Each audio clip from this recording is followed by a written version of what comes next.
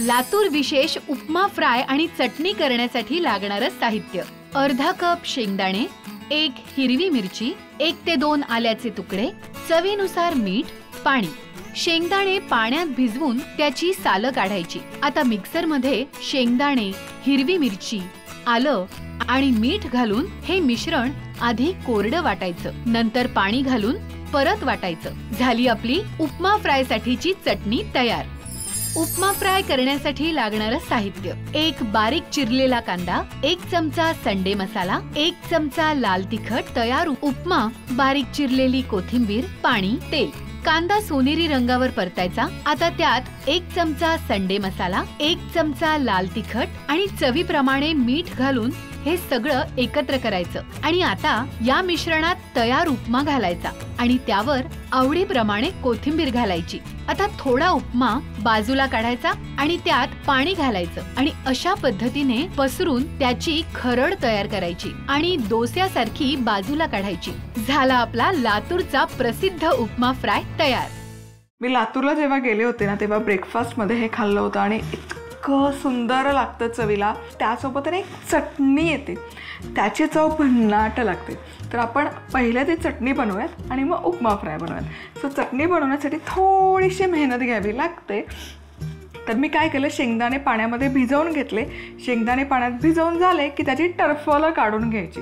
टरफल काढण्याची स्टेप अगदी ऑप्शनल आहे. तुम्हाला नसतील टरफल काढायची नका काढू, पण मग चटणी छान पांढरी शुभ्र होते टरफल काढली की.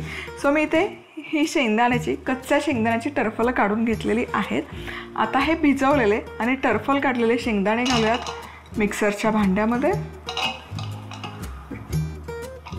आता यामध्ये घालूयात हिरवी मिरची, आल्याचे 1 ते 2 तुकडे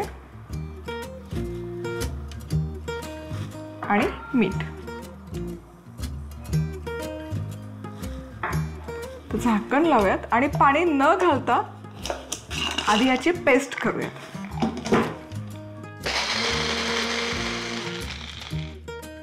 तर पाणी न घालता हे वाटून झालं की यामध्ये घालूयात थोडंसं पाणी.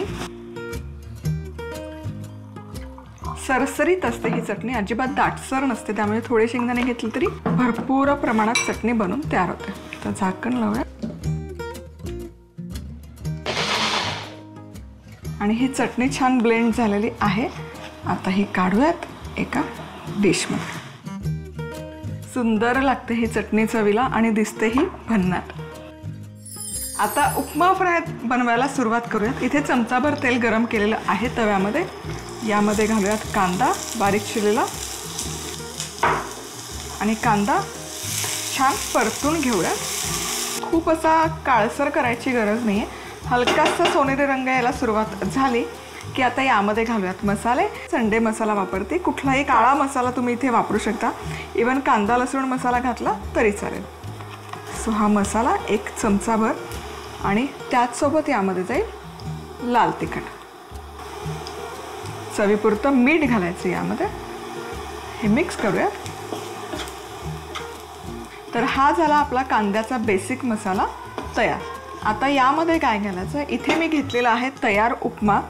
सो हा मी घरी बनवलेला तयार उपमा आहे, हा घालूयात. हा उपमा करूयात यामध्ये मिक्स. तर यामध्ये घालूयात बारीक चिरलेली कोथिंबीर. खूप छान लागतो हा उपमा फ्राय चवीला. आता हा झाला बेसिक उपमा तयार. आता हा आहे ना तव्याच्या एकदम एक बाजूला काढून घेऊयात. इथे थोडासा मी उपमा घेते बाजूला. यामध्ये घालते थोडंसं पाणी.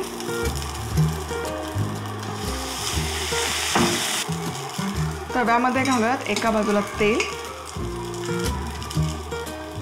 आणि हा उपमा या तेलावर असा स्प्रेड करून घ्यायचा.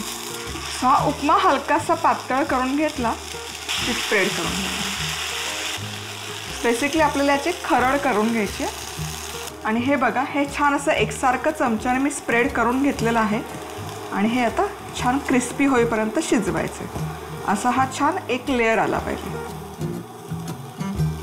ही खरड छान शिजली की ही हलक्या हाताने डोशासारखी काढून घ्यायची. वाह, तुम्ही बघू शकाल मस्त अशी कुरकुरीतही निघते. आणि हे करूयात फोल्ड. आ हा हा जबरदस्त. आता गॅस करते बंद. आणि आता हे सर्व करायचं. सर्व कसं करायचं, डिशमध्ये सगळ्यात आधी चटणी, त्यानंतर उपमा आणि ही खरड म्हणजे जो फ्राय आहे तो घालायचा.